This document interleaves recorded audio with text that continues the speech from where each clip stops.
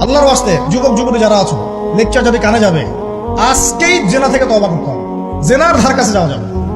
হালাল ভাবে বিয়ে করো। যদি তোমার খুব যৌন চাহিদা থাকে, তোমার অনেক চাহিদা, তোমার অনেক সম্পত্তি আছে, ব্যালেন্স করতে পারো, একাধিক বিয়ে করো, কি সমস্যা?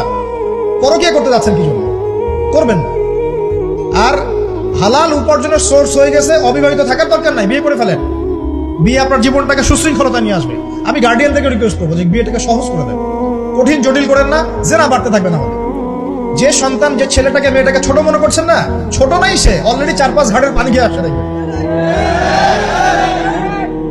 আপনারা পরিসংখ্যান দেখেন, বাংলাদেশের ইয়াং ইউথ জেনারেশন যারা আছে, এদের মধ্যে ম্যাক্সিমামই বিবাহ বহির্ভূত সম্পর্ক স্বাদ পেয়ে গেছে অলরেডি। স্কুল কলেজ পাশ করেনি, এখন পর্যন্ত যৌন সম্পর্ক করে বসে আছে। আর ছোট ছোট মেয়েগুলোকে ছোট মনে হয়, বদের হাড্ডি শব্দ। সব জায়গায় দেখবেন এরা বেশি বদের হাড্ডি। কেন বলছি জানেন? এরা ছেলেদেরকে সিডিউস করে, ভালো মেয়ে কোথায় খুঁজে পাবেন এখন? খুব রেয়ার, খুব ডিফিকাল্ট, খুবই ডিফিকাল্ট। অতএব বিয়েটাকে সহজ করেন, জেনাটাকে বন্ধ করেন, পরকীয়া রাস্তা বন্ধ করেন। এগুলো শাস্তি দুনিয়াতে না পেলে পরকালে পেতে হবে কিন্তু।